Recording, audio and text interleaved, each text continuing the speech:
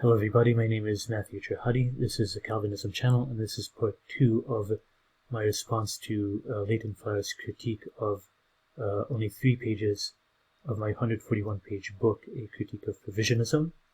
And so we're discussing models of doctrinal development, and so I'm going to discuss 2 models. The first one is called the debate for clarification. The second one is the multiple parallel meanings of a given biblical text. And so the reason I'm doing this is to illustrate to which of these 2 categories, or maybe both categories, how we can describe the development of the doctrine of election in the early church period. And so in our first model, early doctrine is somewhat cloudy and gets clearer as more theologians and church fathers and scholars debate a particular doctrine or teaching. So for example, the doctrine of the Trinity was not so clear early on.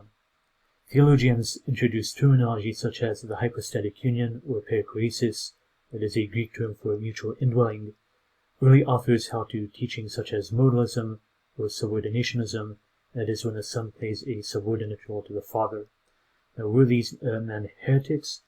No, they were trying in the beginning to formulate a doctrine of who is Christ, of who the Trinity is. And there's grace, even though they may describe their views imprecisely. However, by the time of Augustine, Athanasius, and Nicaea, the doctrine of the Trinity had become clear enough to be formulated into a doctrine. All evangelical Christians, Flowers included, would never deny this, unless he wants to risk outright heresy. And so it's interesting that Flowers is basing his view of the Trinity on Augustine, who had very Calvinistic views. We also have justification was a similar doctrine that had to get straightened out by later centuries. For example, the Shepherd of Hermas writes that both faith and works are necessary for salvation, which we know is a wrong doctrine. For example, Hermas writes, "Fear the Lord, saith he, and keep his commandments. So keeping the commandments of God, thou shalt be powerful in every deed, and thy doing shall be incomparable. For whilst thou fearest the Lord, thou shalt do all things well. But this is the fear wherewith thou oughtest to be afraid, and thou shalt be saved." Now, interestingly enough, Augustine conflated justification with sanctification, and he also held to sacerdotalism. These are things that I and many Calvinists disagree on with Augustine. And lastly, another less well-known doctrine debated in the early church is the identity of who are known as the sons of God in Genesis chapter 6, verses 1 to 4. 2 major views contend with each other today. First, the fallen angel view says that fallen angels cohabited with the daughters of men, brought forth a race of hybrid demon-human offspring who became the Nephilim. The Sethite view holds that the sons of God were godly men who had given up seeking a godly wife for themselves in the face of ancient widespread apostasy. The fallen angel view was upheld by some Jewish authors, such as Josephus, and some in the early church, but afterwards became completely silent as the Sethite view became the exclusive understanding of Genesis chapter 6, 1 to 4, up until the modern day, when there's a resurgence of the interpretation of Genesis 6, 1, 4 in light of fallen angels. Now, in the second model, the church fathers interpret a given text with multiple meanings. So, for example, some church fathers hold to a baseline literal interpretation of creation, but they tend to allegorize biblical passages. So creation is one such issue. There was a baseline interpretation and an added allegorical meaning added onto the text. For example, Basil of Caesarea, Theophilus of the Antioch, and Saint Ephraim the Syrian all believed that the days of creation are to be taken literally, and also added allegorical interpretations to Genesis 1 and 2. Basically, in this view, church fathers ascribed multiple meanings to a given doctrine or a given biblical passage.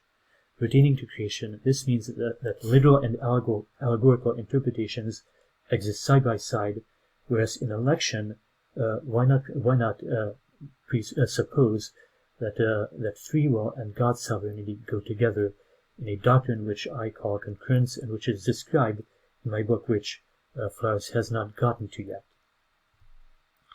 Now, all this being said, when we examine the doctrine of election, It is premature to say that since the free will view came earlier in church history, therefore it must be correct. Even Flowers himself recognizes that the church vacillated when he quotes Calvin, albeit distortedly. Let us also not forget that the Jewish church came before the early church, and they were God's chosen people. Election is not an easy doctrine to understand, therefore it is only natural that it took decades, even centuries, to clear up thinking on this subject. Now, many verses speak about man's ability and free will. As a Calvinist, I gladly admit that. Man can choose Christ freely. Flowers is absolutely correct. However, he only understands half of the picture. In the appendix of my book, I list over 250 verses that support the Calvinist view of election. These verses cannot be ignored. You have to believe in both man's ability and God's sovereignty at the same time. These two things are concurrent with one another in a mysterious way, like the Trinity or the person of Jesus Christ. The doctrine of concurrence has been upheld by many Calvinist scholars.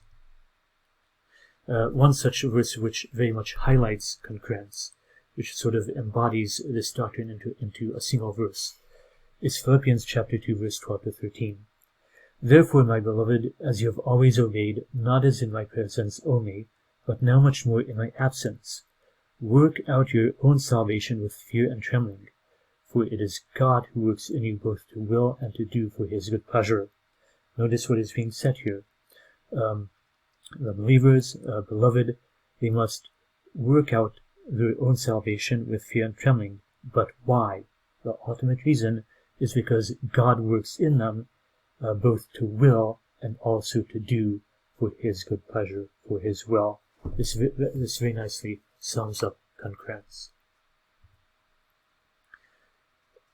The three parables in Luke 15, the lost coin, the lost sheep, and the prodigal son, illustrate the balance of free will and God's sovereignty very well. It is no wonder that Jesus presents these three parables to his disciples in close proximity to one another. The parable of the prodigal son indeed shows that as men we can choose to follow Jesus Christ, just like the prodigal son chose to get up and return to his father. But at the same time, men are also like inanimate lost coins or lost sheep who don't know where they are going, since they are lost in sin and in need of a Savior to come after them and save them. If you look at a coin is inanimate. It cannot do anything for itself. The only thing it can do is it can get lost. And so similarly, men are dead in sin and they cannot respond to Christ because they are carnal. They cannot do spiritual things. They cannot please God in a spiritual manner. And so this is where Flowers gets things wrong. He presents Calvinism as one-sidedly holding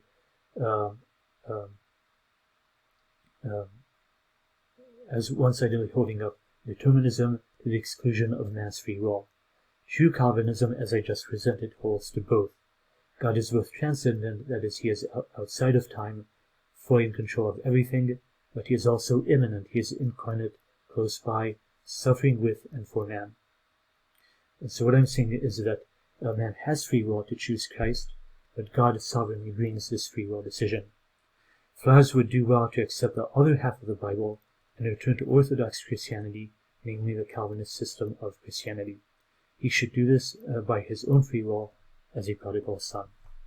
Thank you very much for listening. God bless you all.